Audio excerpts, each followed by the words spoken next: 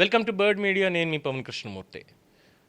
ఉండి ఎమ్మెల్యే రఘురామకృష్ణరాజు గారు అంటే శాసనసభ ఉపసభాపతిగా కాకుండా ఇక్కడ ఆయన నియోజకవర్గ ఎమ్మెల్యేగా ముందు మనం చూడాలి. కాబట్టి అక్కడ జరుగుతున్నటువంటిది ఒక శాసనసభ్యుడిగా ఆ ప్రాంతపు ప్రజాప్రతినిధిగా ప్రజలు ఎన్నుకున్నటువంటి శాసనసభ్యుడిగా ఆయన డ్యూటీ ఆయన చేస్తున్నటువంటి నేపథ్యంలో ఇటీవల కాలంలో ఆకివీడు ఇన్సిడెంట్ అందరికీ తెలిసిందే.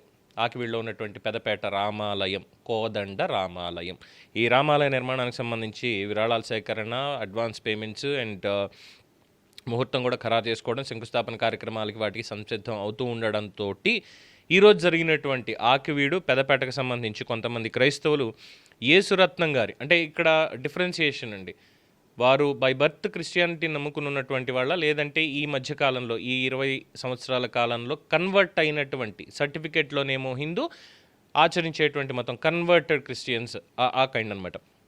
వాళ్ళు మొత్తం ఎవరో క్రైస్తవులు యేసురత్నం గారి భార్య ఫ్రాన్సినా గారు వాళ్ళందరూ కొంతమంది కలిసి రామాలయాన్ని ప్రభుత్వ జీవో ప్రకారం అనుమతులు లేకుండా నిర్మించకూడదు, కలెక్టర్ గారు కూడా ఇవ్వాలి కాబట్టి అప్పటి వరకు దాని మీద స్టే ఇవ్వమని వాళ్ళు అడిగారు. వారి తరఫున జడ శ్రవణ్ కుమార్ గారు వాదనలు వినిపించారు. వారి తరఫున వాదనలు వినిపించారు కలెక్టర్ గారి దగ్గర. అండ్ కలెక్టర్ గారు కూడా ఈ అనుమతులు ఇవ్వాలి కాబట్టి అప్పటిదాకా స్టే ఇవ్వమని చెప్పి కేసు వేసినట్టున్నారు.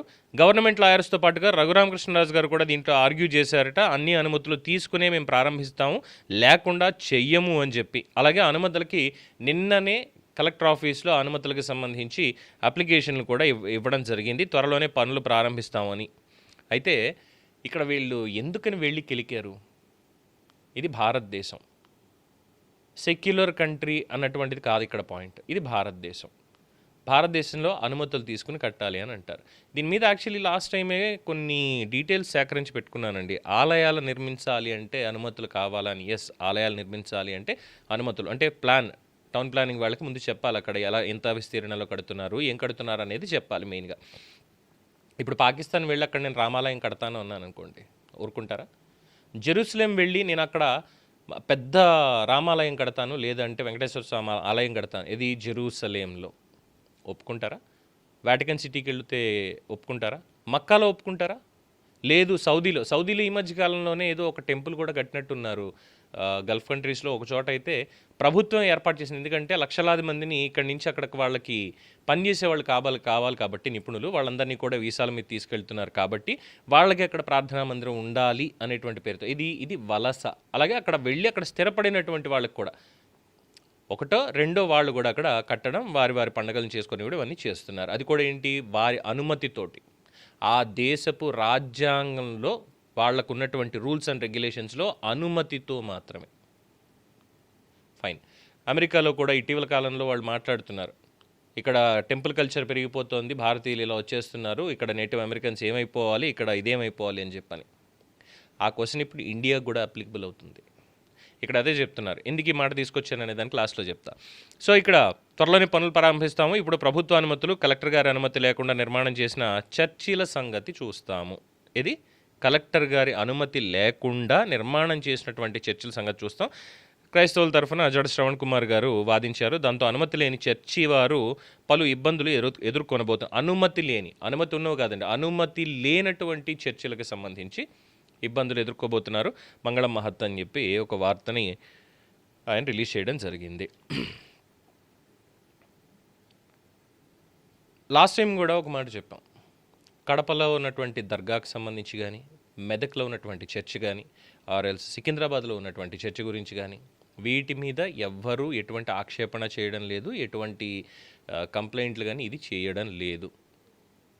ఇటీవల కాలంలో ఇష్టం వచ్చినట్టుగా ముందు రెసిడెన్షియల్ అన్నటువంటి పేరుతో ఇల్లు కడతారు, కానీ పైన వెంటనే షెడ్ వేసేయడం, దాని మీద అది చర్చ్ అని చెప్పి పెట్టేసేయడం. ఇలాంటి చర్చిలు ఏవైతే ఉన్నాయో వీటి మీద అనుమతులు లేకుండా, ఎందుకంటే ఎంఆర్ఓ దగ్గర నుంచి సైతం అనుమతులు తీసుకోవాలి. పంచాయతీ అయితే పంచాయతీ ప్రెసిడెంట్ దగ్గర నుంచి కూడా, సర్పంచ్ అక్కడి నుంచి కూడా అప్రూవల్స్ రావాలి. విలేజ్ సెక్రటరీ అవన్నీ అక్కడ వాళ్ళ అభిప్రాయ సేకరణ ఇవన్నీ కూడా చేస్తారు. రికార్డ్స్లో ఉన్నటువంటివి ఇవి. ఇటీవల కాలంలో ఇప్పుడు సపోజ్ అక్కడ రామాలయం లేదనుకుందాం, ఆకివీడులో రామాలయమే లేదు, 99% మంది క్రైస్తవులే ఉన్నారంటే క్రీస్తుని ఆరాధించేటువంటి వాళ్ళే ఉన్నారు, సర్టిఫికెట్లో ఏది ఉన్నప్పటికీ కూడా. ఒక హిందూ కుటుంబం ఉంది. వాళ్ళు అక్కడ ఏదో ఆలయం కట్టుకుందాం అనుకున్నారు, చిన్నది గుడి కట్టుకుందాం, ఎందుకంటే వాళ్ళందరికీ వాళ్ళ చర్చిలు వాళ్ళకు ఉన్నాయి, నాకు ఇక్కడ గుడి లేదు, నేను ఎక్కడికో వెళ్ళాలి, మా ఊళ్ళో కూడా గుడి ఉండాలి కదా, నేను కూడా ఉన్నాను కదా, కట్టుకుందాం అనుకుంటాం.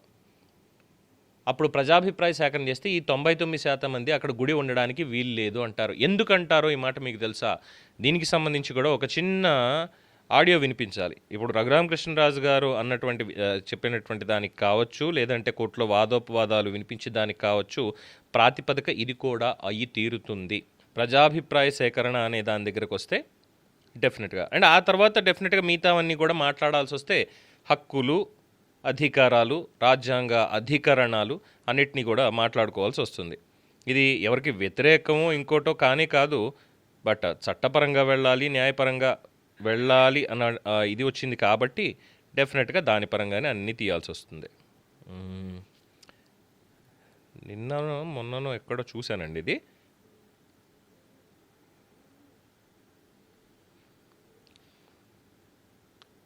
అంటే వాళ్ళు ఇలా మాట్లాడుతున్నప్పుడు అక్కడ ఉన్న వాళ్ళు ఇంకా మాటలు మాట్లాడాల్సి వస్తుంది కదా.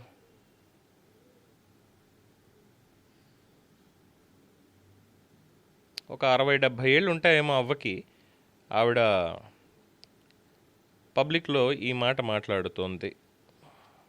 అంటే వీళ్ళకి కనీసం పరమత సహనం అనేటువంటిది లేదు అన్న పాయింట్ కూడా అక్కడ ఎస్టాబ్లిష్ అవుతుంది. ఎందుకంటే కొంతమంది నిజంగానే చక్కగా అందరితో కలిసి ఉండేటువంటి వాళ్ళు, మాట్లాడే వాళ్ళు ఉన్నారు, కానీ కొంతమంది ఎలాంటి ప్రాపగండా చేస్తున్నారు, ఎలాగ వాళ్ళని మిక్స్ చేసి పెట్టారు అనే దానికే ఈ చిన్న పాయింట్ ఎగ్జాంపుల్ చూపించాల్సి వస్తుంది.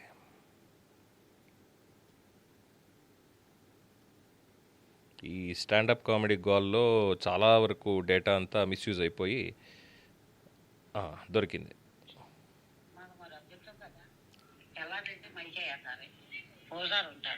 మంత్రాలు చదువుతాడు, మరి క్రైస్తవులు అన్న బిడ్డలకు ఆటంకం కదా. చెప్పు, అందుకోసం నువ్వు చెప్పు. అందుకోసం ఇప్పుడు మీ ఎమ్మెల్యే గారు రామాలయం కట్టాలనుకుంటున్నారు, కడితే మీకు వచ్చిన అబ్జెక్షన్? మాకు మరి అభ్యర్థం కదా.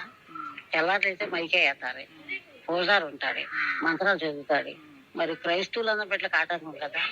చెప్పు, అందుకోసం నువ్వు చెప్పు. అందుకోసం ఇప్పుడు మీ ఎమ్మెల్యే గారు సో అంటున్నటువంటి మాట ఏంటంటే, ఇప్పుడు కడితే తెల్లారితే మైకి పెడతాడు, పూజారి ఉంటాడు, మంత్రాలు చదువుతాడు, మరి క్రైస్తవులకి ఆటంకం కదా.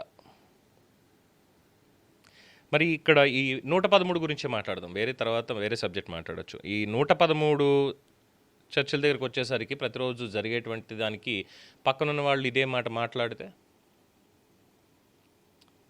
మాట్లాడితే ఏం చేస్తారు? ఇప్పుడు rule is rule for all అనేది వర్తించాలి అని కోరుకుంటున్నటువంటి వాళ్ళు రూల్స్ని ఒబే చేయకుండా మా ఇష్టం వచ్చినట్టు మేము ఉంటాం, మిగతా వాళ్ళు మేము ఎలా చెప్తే అలాగే ఉండాలి అంటే అది సమానత్వం ఎలా అవుతుంది? సో ఇక్కడ కూడా అదే పాయింట్ వస్తుంది. సో ఏవైతే పర్మిషన్స్ లేవు అని ఆల్రెడీ ఉన్నటువంటి రామాలయాన్ని అక్కడ కట్టకూడదు, కట్టనివ్వము అని చెప్పి ఎవరైతే ప్రగల్భాలు పలుకుతూ ఉన్నారో వాళ్ళకి మాత్రం డెఫినెట్గా ఖచ్చితంగా వాళ్ళ మీద చట్టపరమైనటువంటి చర్యలే ఉంటాయి. రెసిడెన్షియల్ అంటే నివాస సముదాయంలో ఇలాంటి దాన్ని పెట్టకూడదు అన్నటువంటి రూల్స్ ఉన్నాయి. ఒకవేళ అలాంటి చేస్తామంటే దాన్ని కన్వర్ట్ చేయాలి, అది రెసిడెన్షియల్ అవ్వదు, అది రిలీజియస్ ఆర్గనైజేషన్ దానికి సంబంధించి వస్తుంది కాబట్టి మళ్ళీ దానికి రూల్స్ అండ్ రెగ్యులేషన్స్ వేరే ఉంటాయి, అది ఎక్కడ ఉండాలి, ఏం చేయాలి అనేది కూడా చెప్తారు. చూద్దాం. మొత్తానికి రఘురామకృష్ణరాజు గారు అయితే సమరశంఖం పూరించారు, అడ్డు పడాలి అనుకున్నటువంటి వాళ్ళు పడారు. గవర్నమెంట్ జీవో కూడా కావాలట దీనికి సంబంధించి. ఆల్రెడీ కోదండరామాలయం అని రికార్డ్స్లో ఉన్నటువంటి దానికి ఇప్పుడు కొత్తగా జీవో ఇవ్వడం ఏంటో తెలియదు. అయినా గవర్నమెంట్ ఆలయం కట్టడానికి జీవో ఎందుకు ఇస్తుంది? దానికి అక్కడ ఒక ట్రస్టో ఏదో ఒకటి ఏర్పాటు చేసి కడితే సరిపోతుంది, దానికి గవర్నమెంట్ ఎందుకు జీవో ఇవ్వడం? పోనీ ఎండోమెంట్స్ వాళ్ళు ఏమైనా దానికి చేస్తున్నారా? మళ్ళీ దానికి కూడా వెంటనే వస్తారు, ప్రభుత్వ సొమ్ముతో ఆలయం కట్టడం ఏమిటి అని. అప్పుడు మళ్ళీ ప్రభుత్వ సొమ్ముతో, ఎండోమెంట్ సొమ్ముతో ఎవరెవరికి ఏమేమి వెళ్తున్నాయో నెల జీతాలను ఇంకోటను వాటికి సంబంధించి కూడా వస్తాయి. అప్పుడు ఎండోమెంట్ వాళ్ళు గుడుల నుంచి, ఆలయాల నుంచి వసూలు చేస్తున్నటువంటిది ఏదైతే ఉందో అమౌంట్, మరి మిగతా వాటికి సంబంధించి కూడా అదే రకంగా వసూలు చేయాల్సిందే, అండర్ ఒక రూల్ కిందకి రావాల్సిందే, అది కూడా అని పెడితే అప్పుడు అసలైనటువంటి మార్పు కనిపిస్తుంది. Let's wait and see. For more updates, keep watching the Bird Media.